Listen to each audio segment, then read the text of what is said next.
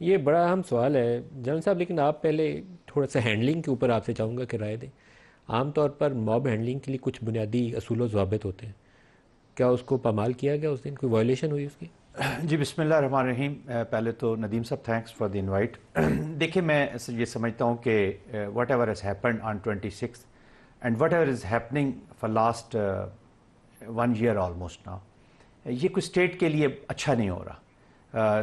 Of course شہادتیں ہوئی ہیں، اگر اموات کی رپورٹ ہے ایم شور ہوئی ہوں گی دونوں طرف سے۔ یہ بیسیکلی پاکستان کا نقصان ہوا ہے۔ جو پاکستان کے سرکاری اداروں کے یا سیکیورٹی ایجنسیز کے لوگ ہیں ان کی جو شہادتیں ہوئی ہیں وہ بھی پاکستانی ہیں، اس سے بھی اسٹیٹ کمزور ہوئی ہے، چیلنج ہوئی ہے پہلے اور پھر کمزور ہوئی ہے۔ اور اگر کوئی ورکرز بھی شہید ہوئے ہیں تو دیکھیں یہ ورکرز جو ہوتے ہیں نا، یہ جمہوریت کی، میں اتنا پولیٹیکل آدمی تو نہیں بٹ اتنی چھوٹی سی چیز ضرور سمجھتا ہوں کہ ہمارے ورکرز جو ہیں جمہوریت کا اصل حسن وہ ہیں، اسٹیٹ کا اثاثہ ہیں، وہ ہم سب کا اثاثہ ہے، چاہے وہ پیپلز پارٹی میں ہو، نون لیگ میں ہو، پی ٹی آئی میں ہو، کسی بھی پارٹی میں ہو، کوئی بھی ورکر کی جب ڈیتھ ہوتی ہے یہ وہ لوگ ہوتے ہیں جو جمہوریت کے لیے قربانیاں بھی دیتے ہیں، آواز بھی اٹھاتے ہیں اور جمہوریت کو سیدھی لائن پہ لاتے ہیں۔ تو یہ اوورال پورے پاکستان کا نقصان ہوا ہے۔ اسے کمپارٹیشن کرنے سے ہم بنیادی طور پر پاکستان کو اور کمزور کریں گے۔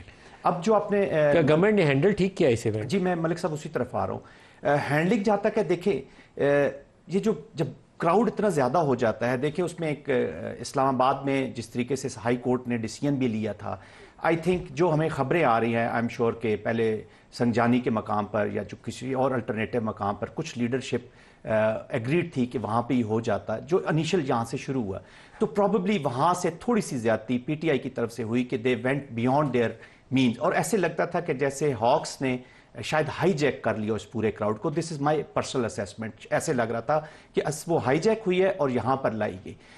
گورنمنٹ کی طرف سے بھی جو انیشلی سٹیٹمنٹس دی گئی بیفور دی ایون دیز سر وزراء کے بیانات ہیں لائیو پریس کانفرنس کے اندر، وہ جو 5 منٹ لگیں گے۔ جی ہاں، وہ جو بیانات ہیں میں ایگزیکٹلی وہی بات کریں، تو وہ ایسے بیان لگ رہے تھے کہ جیسے کوئی باہر سے یا کوئی غیر ملکیوں نے حملہ کر دیا۔ کہنے کا میرا مقصد یہ ہے کہ جو ہمارے ڈیموکریٹک انسٹیٹیوشنز مس ہینڈل کیا گیا نا کچھ لوگوں کی جانب سے، تو اس کے اوپر کوئی پروسیس نہیں ہے سر؟ گھمنڈ ہوتا ہے، یہ جو پاور ہے نا سر، یہ بڑی ڈینجرس ہوتی ہے۔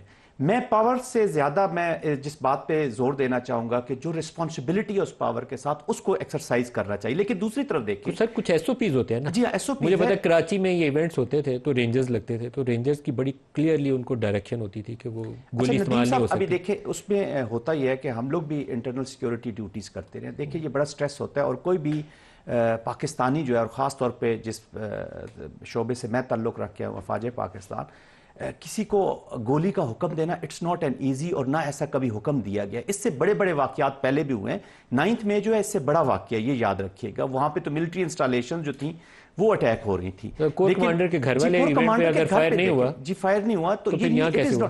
تو دیکھیں ابھی یہی تو ہے کہ افواج نے تو کہہ دیا کہ جی ہم نے فائر نہیں کیا۔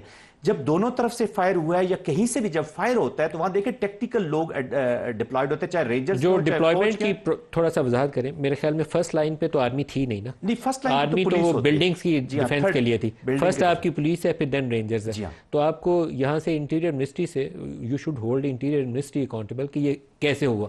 جی ہاں بالکل، یہ تو دیکھیں میں ضرور اپنے ادارے سے کہوں گا کہ اس کو ایسے ان چیک جانے نہ دیں۔ دیکھیں ایک اس کے اوپر جتنا آپ آنکھیں بند کریں نا، ڈیٹا روکیں، تو اس سے زیادہ آپ کی فیک نیوز پھیلتی ہے۔ اب اس انسیڈنٹ سے ندیم صاحب سب سے بڑا جو پاکستان کو نقصان ہو رہا ہے، وہ جو فیک نیوز کی جو کمپین چلائی جا رہی ہے، they are directly targeting the institutions.